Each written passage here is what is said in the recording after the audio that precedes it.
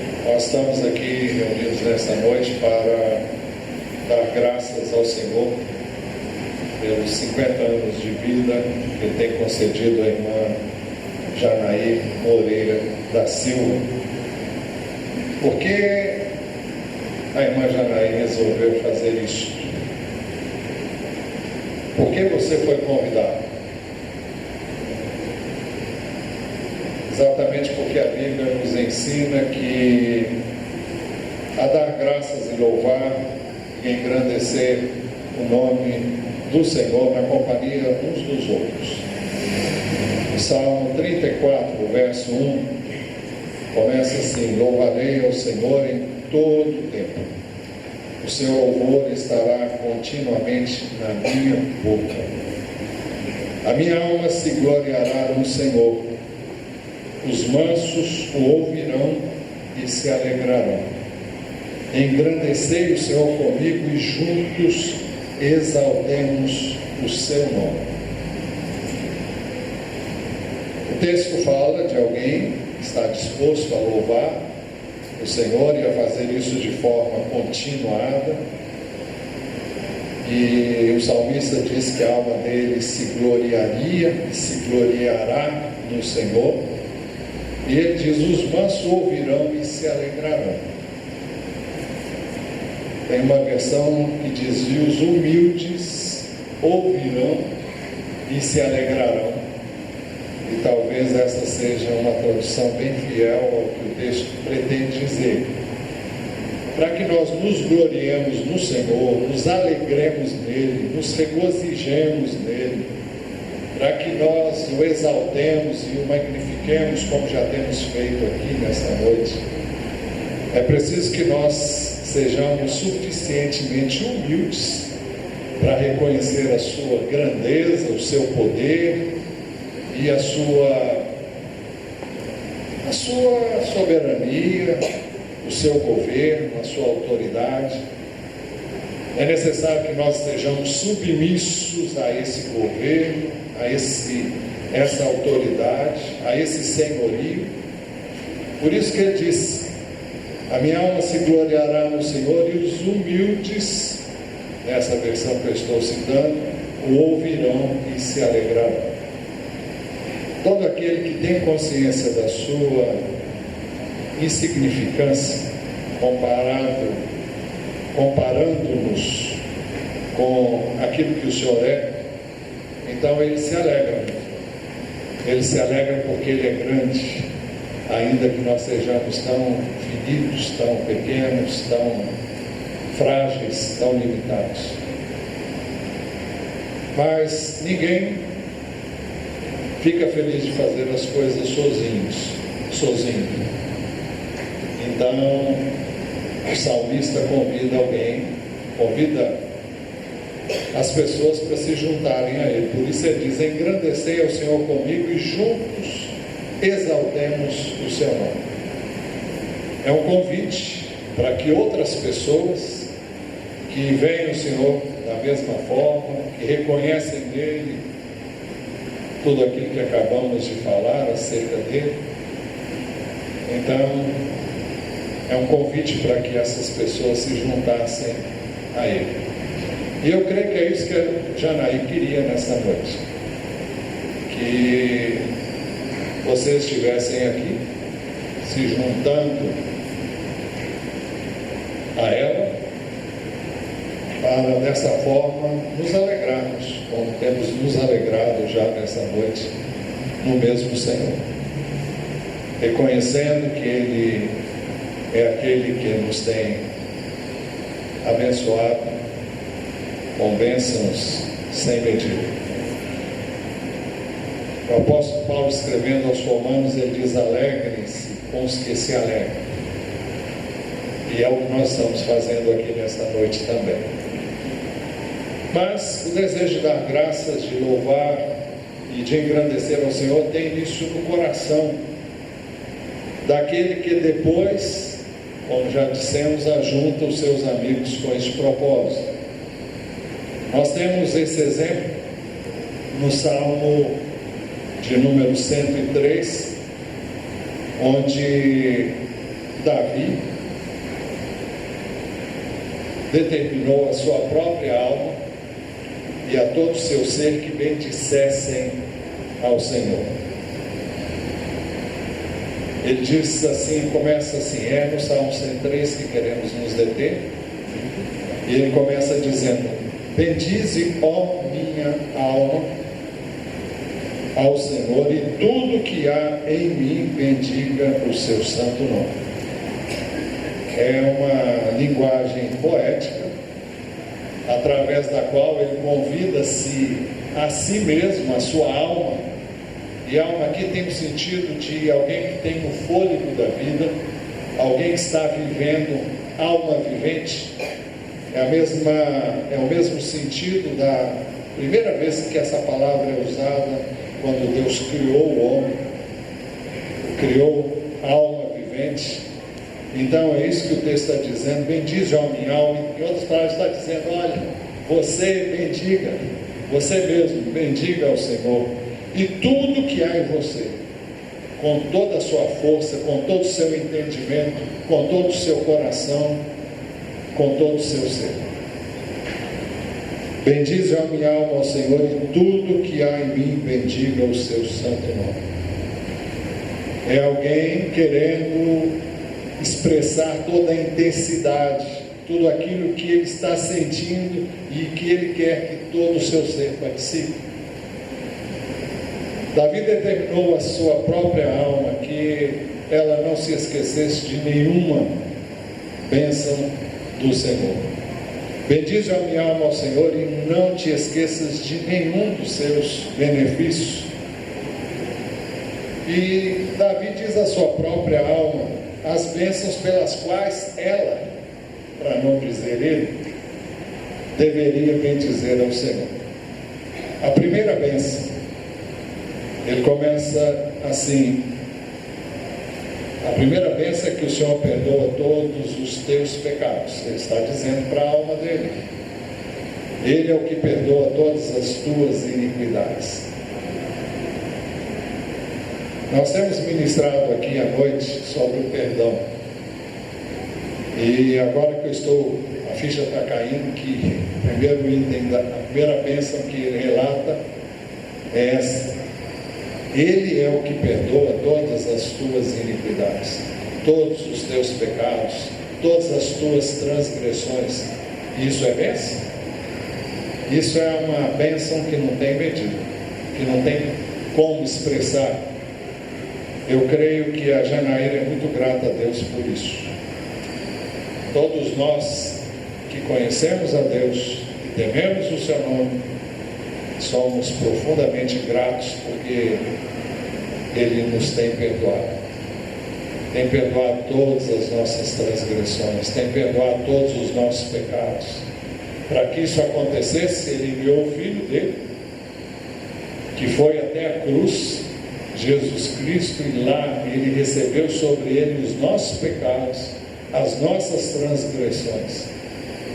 E através desse gesto e desse ato, Ele não só levou sobre Ele os nossos pecados, como também nos outorgou, nos concedeu perdão, purificação e o livramento da condenação do pecado. Por isso Ele está dizendo: Ele é o que perdoa todas as tuas iniquidades. Louve, exalte, engrandeça a Deus por isso. A segunda bênção: o Senhor sara todas as tuas enfermidades. Ele é o que sara todas as tuas enfermidades. Eu sei que hoje a medicina está muito avançada e nós nos valemos dela, mas em última análise, se o Senhor não curar, ninguém cura. Ele usa o médico, ele usa toda a tecnologia que existe, e ele pode curar de várias maneiras, usando os meios que hoje existem para cura, para tratamento, e ele pode simplesmente dizer uma palavra e a pessoa é curada. Eu creio que a Janaí já tem experimentado as duas coisas. da cura através dos médicos e da cura pela oração. E Ele é soberano para fazer o que Ele quer, como quer e quando Ele quer. E o salmista reconhece, eu creio que a Janaína também reconhece, que é Ele quem sara todas as tuas enfermidades. A terceira bênção, Davi está dizendo para a sua alma: o Senhor redime a tua vida da perdição. Que redime a tua vida da perdição. O sentido da palavra perdição aqui é destruição. E pode ser traduzido até do inferno. Então o que ele está dizendo: você, ó minha alma, você deve louvar, exaltar, engrandecer e magnificar o nome do Senhor, porque é Ele que redime a tua vida do inferno, da perdição, da morte eterna, dos desvios, do mal, de tudo aquilo que o homem costuma entrar por um caminho que vai levar a isso. A Janaí tem a experiência de ter sido redimida pelo Senhor. Ela já experimentou o que é uma vida sem o Senhor e o que é uma vida com o Senhor. A sua vida é marcada por antes e depois do conhecimento do Senhor. E ela foi por Ele transformada, ela foi por Ele redimida. Foi redimida da condenação eterna, foi redimida do inferno. E ela então, nesse momento, ela agradece a Deus, porque ela foi redimida pelo mesmo Senhor que morreu por ela na cruz do Calvário. Não só perdoou os seus pecados, mas lhe deu vida e a livrou da morte. A quarta bênção: o Senhor te abençoa com benignidade e com misericórdia. O texto diz que te coroa de benignidade e de misericórdia. Benignidade é uma palavra que vem da palavra bondade e que fala daquilo que Deus é bom, e Ele age com bondade, com benignidade e com misericórdia.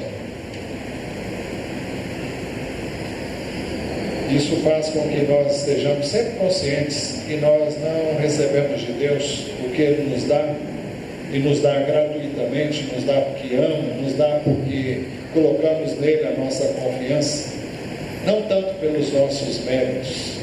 Aliás, não é nunca pelos nossos méritos, mas é porque Ele é benigno, é porque Ele é misericordioso. Então, esta é a quarta bênção. E ai de nós se não fossem as suas misericórdias, se não fosse a sua benignidade para conosco. A quinta bênção, ele disse para a sua alma, o Senhor, que, bom, nas minhas palavras, que o Senhor te abençoa com fartura de bens, com saúde, e renova a sua vida como a da águia. Ele diz assim: que farta a tua boca de bens, de sorte que a tua mocidade se renova como a da águia. Por isso dissemos, isso significa que o Senhor te abençoa com fartura de bens. Eu creio que a Janaí tem experimentado do cuidado, da provisão de Deus para a sua vida em todo o tempo, em todas as circunstâncias. Nunca faltou nada para você, e você sabe que também nunca vai faltar, porque Ele é o seu provedor, e Ele tem te dado fartura, tem fartado a tua boca de bens. E também você tem a experiência de que Ele tem renovado a sua vida, tem lhe dado saúde, e a sua vida tem se renovado como a da águia. O salmista chama atenção para a sua alma, que é isso que Deus faz conosco. Com certeza muitos aqui já ouviram essa história, essa ilustração. Eu ouvi pela primeira vez há muitos anos, lá em Brasília, tem mais de 30 anos, e hoje à tarde eu estava vendo na internet uma nova versão, que é diferente da que eu ouvi pela primeira vez. Eu vou preferir ficar com a que eu conheço há mais tempo. Eu nem sei se é exatamente assim, mas foi assim que eu ouvi e fez sentido. E a que eu ouvi hoje tem alguns detalhes que alteram um pouquinho, mas o produto é o mesmo. Mas a história é mais ou menos o seguinte: é sobre o ciclo de vida da águia. A águia vive muitos anos, ela vive normalmente o que o homem vive em tempo. Talvez o homem viva, alguns vivam mais do que a águia, mas ela vive em média uns 70 anos. Tem 70 anos de vida, mas lá pelos 35 a 40 anos, o seu bico já está encurvado e ela não consegue mais apanhar a caça. As suas unhas estão curvadas também e ela não consegue mais pegar a caça. E as suas penas cresceram muito e prejudicam o seu voo. E ela tem duas alternativas: ou ela morre de inanição, porque ela não tem como se alimentar, não tem como prover o bastante para a sua alimentação. Mas ela faz o seguinte: ela faz um dos seus maiores voos e ela sobe o mais alto que ela pode, e depois ela vem e desce de encontro a uma rocha, e ela bate com força com o bico e as garras na rocha, e quando ela faz isso, o seu bico cai e as suas unhas todas são arrancadas. E ela demora mais ou menos quase uns 6 meses para que ele volte a crescer, e tudo volte a crescer, ela volta a poder valer-se dos recursos que ela tinha antes e que já não estava tendo mais, para poder continuar a fazer trabalhar, a buscar alimento. E uma outra versão que eu ouvi hoje diz que ela bate com força na pedra até que as suas garras saiam e o bico até que saia. Mas eu não sei o que há de verdade, se é uma ou outra coisa, mas eu sei que é assim.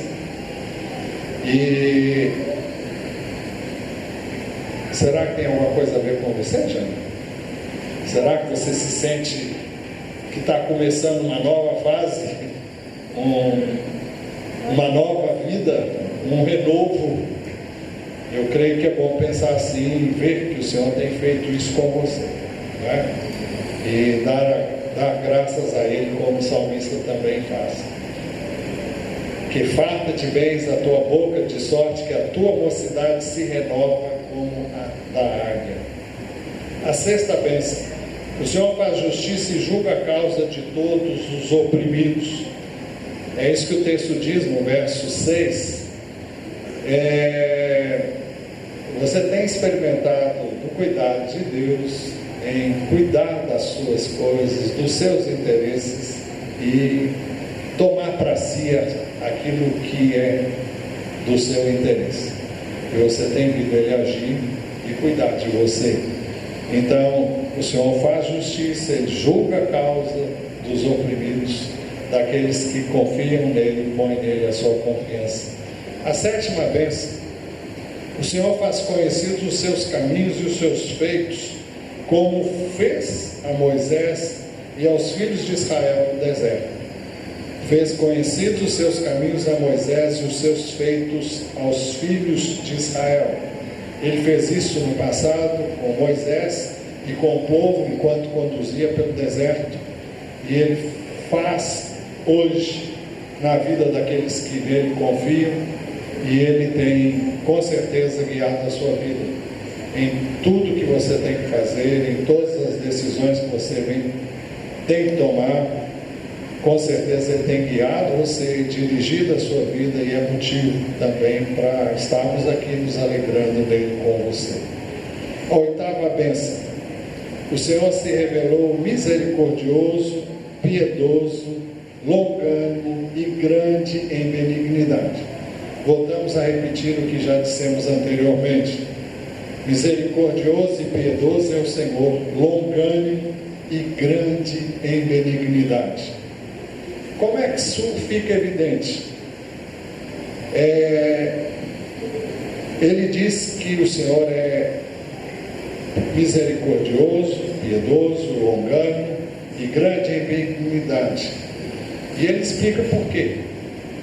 Ele diz no verso 9: Ele não repreende nem se mantém irado continuamente, não reprovará perpetuamente, nem para sempre reterá a sua ira.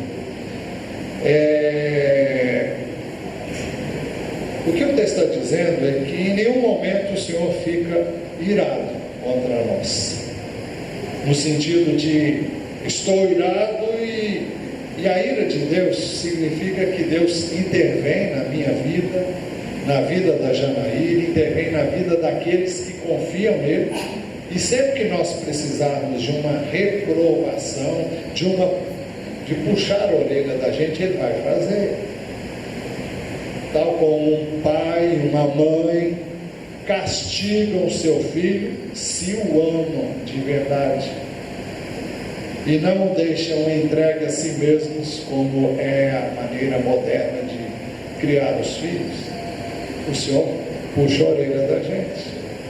O Senhor faz-nos saber que Ele está mesmo bravo com a gente, e Ele não gostou nada do que eu fiz, do que você fez, do que nós fazemos de errado. Mas essa atitude dele não é uma atitude que vai durar para sempre. Ela dura somente o suficiente para a gente tomar consciência de que erramos. É o tempo de nós admitirmos o nosso erro e tudo volta ao normal.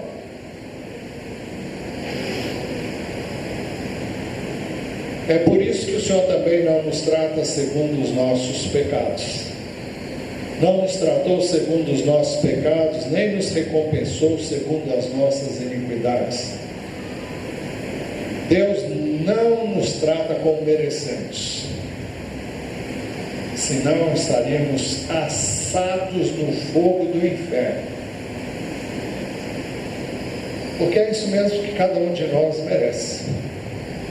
Se não é a bondade, se não é a misericórdia, se não é a compaixão, se não é o coração terno de Deus, nós todos estaríamos fadados ao inferno de fogo. Mas como Ele nos amou, Ele enviou o seu Filho se fez pecado por nós, o seu Filho recebeu sobre Ele as nossas transgressões e nos trouxe perdão, purificação.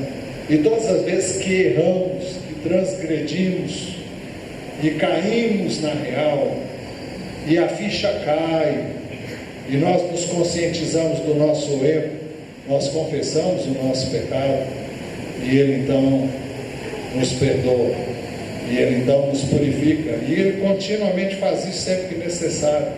Não significa que por causa disso eu vou aproveitar e pecar à vontade, porque isso não faz nenhum sentido para Ele nem para nós. Isso seria hipocrisia, seria falsidade, e Ele não tolera isso não. Às vezes a gente consegue enganar algumas pessoas, mas de Deus não se zomba. E Deus não se deixa iludir por nenhum artifício de quem quer que seja. Nós não podemos fazer média com Ele, porque Ele não desce a esse nível.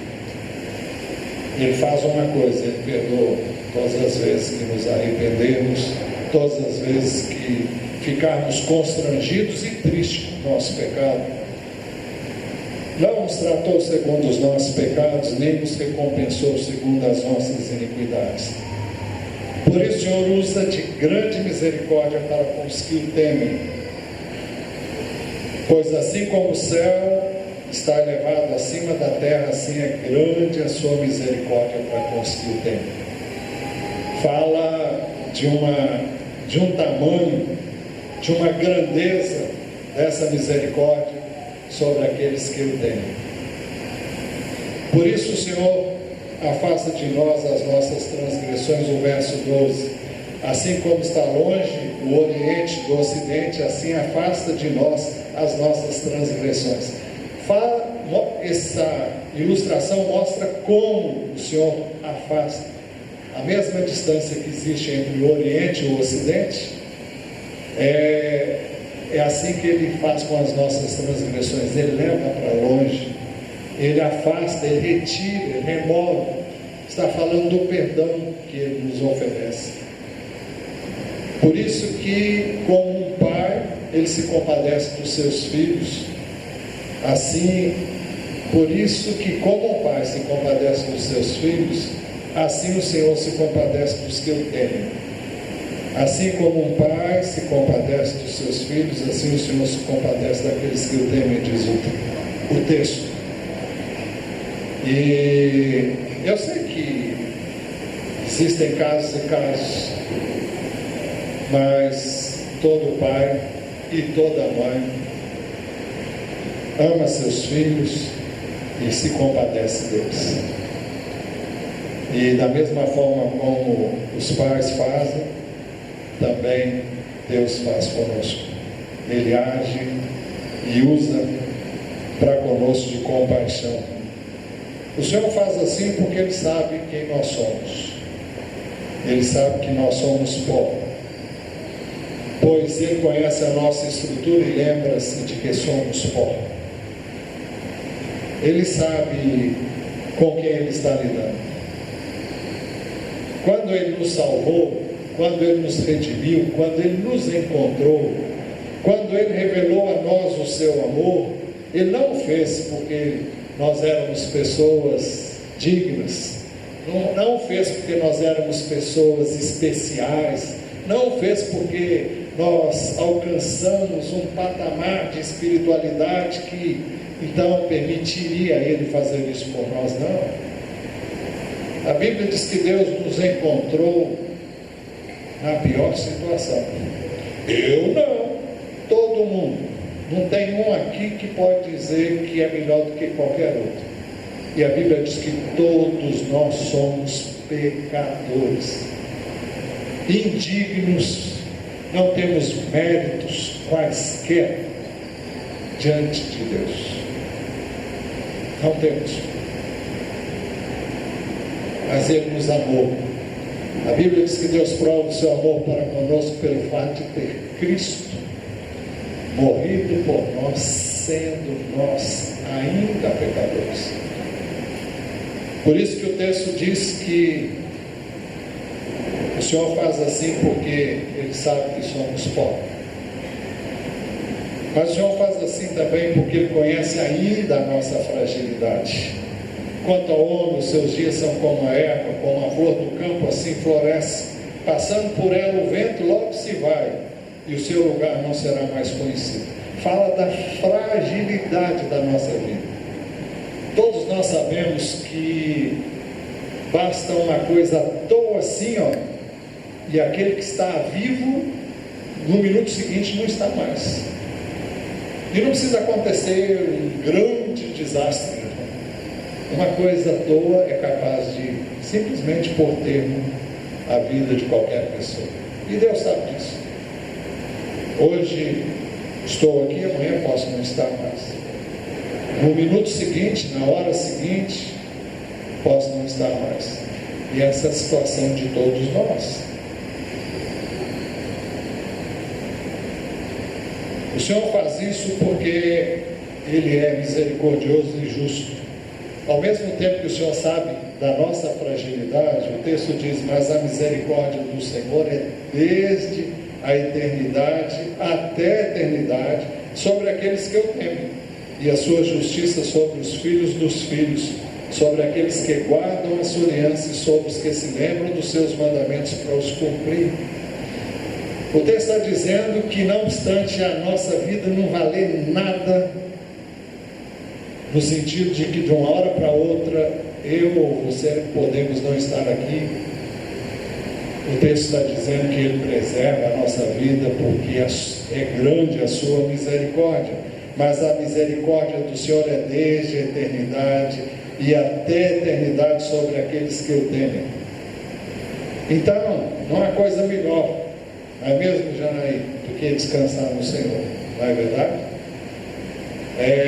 Nossa vida não depende de nenhum de nós, nossa vida está nas mãos do Senhor, e a vida da Janaída está nas mãos do Senhor, e ela tem consciência disso.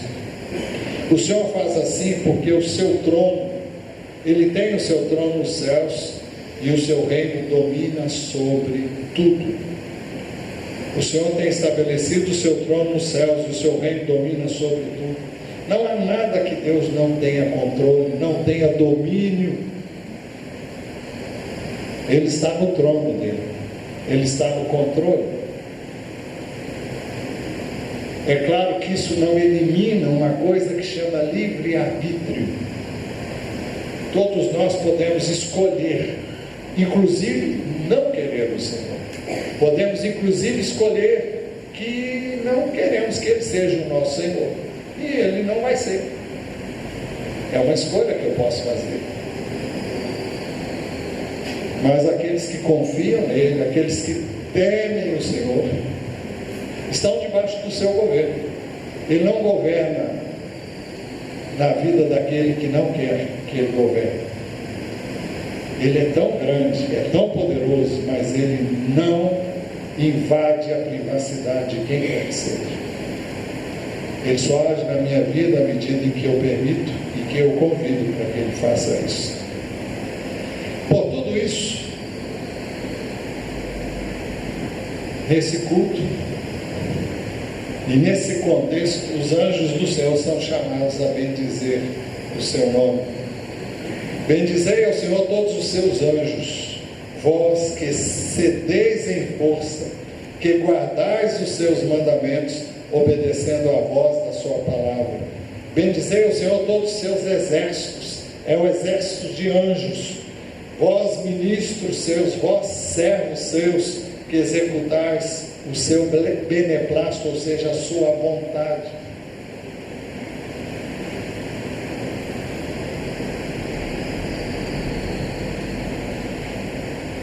Então, os anjos de Deus são chamados a estar conosco aqui, alegrando-se e regozijando-se com a Janaí e conosco, que com ela estamos reunidos para louvar e exaltar o Senhor, para reconhecer a sua soberania, o seu governo, o seu poder e a sua autoridade.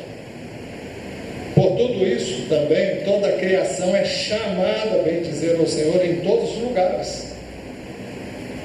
Bendizei ao Senhor todas as suas obras em todos os lugares do seu domínio. O Senhor é digno de glória, honra e louvor em toda a terra, em todo o universo, por Ele criado. Por tudo isso, Davi determinou a sua própria alma e a todo o seu ser que bendissessem ao Senhor. Bendize a minha alma ao Senhor, e tudo que é em mim bendiga o seu santo nome. Por tudo isso, a irmã Janaí determinou a sua própria alma e a todo o seu ser que bendissessem ao Senhor. Bendize a minha alma ao Senhor, e tudo que é em mim bendiga o seu santo nome. Bendize a minha alma ao Senhor, e não te esqueças de nenhum dos seus benefícios. É isso que ela está dizendo aqui nesta noite. Mas, ainda, por tudo isso, a irmã Janaí convidou-nos para, juntos com ela, engrandecermos e exaltarmos ao Senhor. Foi onde nós começamos. No Salmo 34, verso 3: engrandecei o Senhor comigo e juntos exaltemos o seu nome. É por isso que vocês estão aqui nessa noite. Vocês foram convidados para se alegrarem com ela. Nós fomos convidados a estarmos aqui para nos alegrarmos com ela. Os anjos de Deus são convidados nessa festa espiritual para nos alegrarmos com ela e naquilo e naquele em quem ela está se alegrando, ou seja, no Senhor, nosso Deus, e no seu Filho, nosso Senhor Jesus Cristo. Amém? Amém.